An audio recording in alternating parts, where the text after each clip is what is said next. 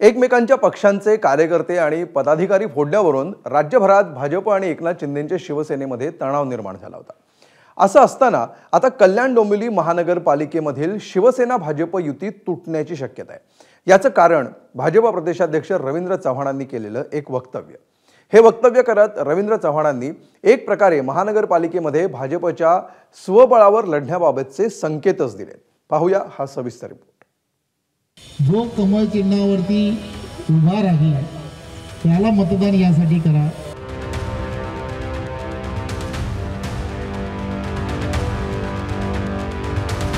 घरात ज्या ज्या व्यवस्था आपण विचार करतोय त्या सर्व व्यवस्था उभ्या करतोय।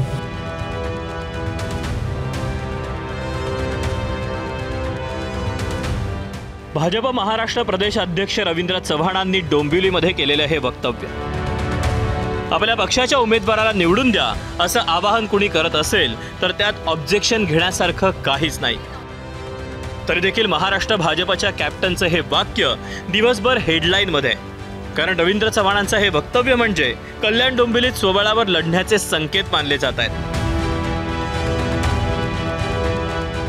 भाजप प्रदेशाध्यक्ष रवींद्र चव्हाण यांना महायुती नको आहे हे स्पष्ट आहे।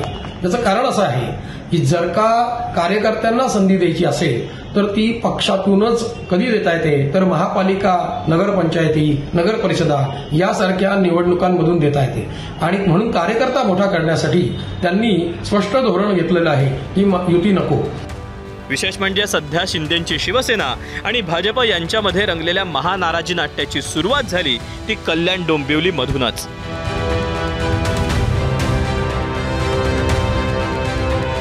कल्याण डोंबिवली हे भाजप प्रदेशाध्यक्ष रवींद्र चव्हाण यांचं होम पिच। पक्षाने जरी संपूर्ण राज्याची जबाबदारी त्यांच्यावर दिली असली तरी देखील त्यांचं विशेष लक्ष कल्याण डोंबिवलीवर असतं। मध्यंतरीच्या काळात शिंदेंच्या शिवसेनेचे महत्त्वाचे पदाधिकारी गळाला लावून त्यांनी शिंदेंना धक्का दिला आणि उल्हासनगर इथे शिंदेंच्या शिवसेनेकडून झालेल्या कार्यकर्ते खिचाखिचीच्या हिशोबाची परतफेड केली। शिवसेनेचे कोणते मोठे चेहरे भाजपच्या गळाला लागलेत त्यावरही एक नजर टाकूया। महेश पाटील, कल्याण ग्रामीणचे शिवसेना शिंदे गटाचे माजी तालुका प्रमुख।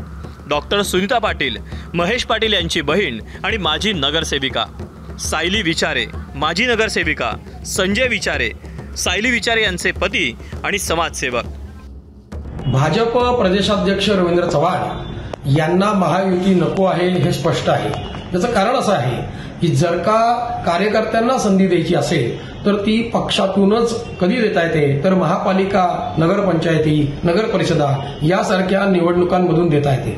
आणि म्हणून कार्यकर्ता मोठा करण्यासाठी त्यांनी स्पष्ट धोरण घेतलेलं आहे की युती नको।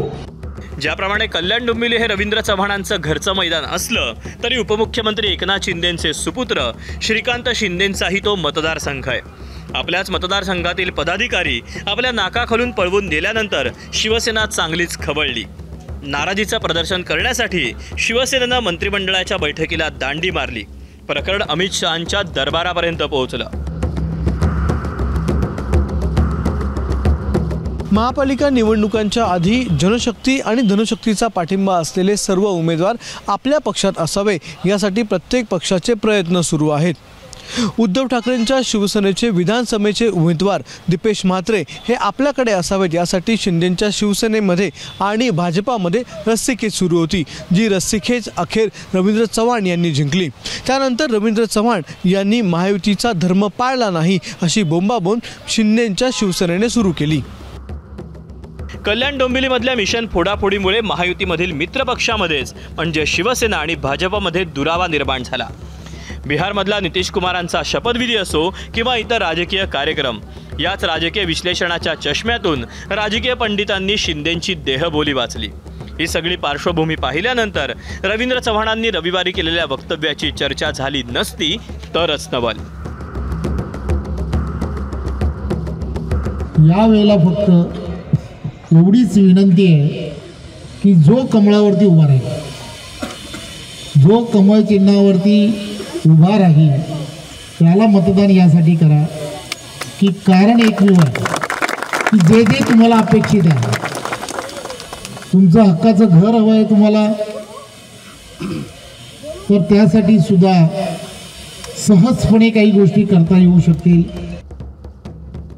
सैन्याशिवाय लढाई जिंकता येत नाही, तशीच जिंकून येण्याची क्षमता असलेल्या उमेदवारांशिवाय निवडणूकही जिंकता येत नाही.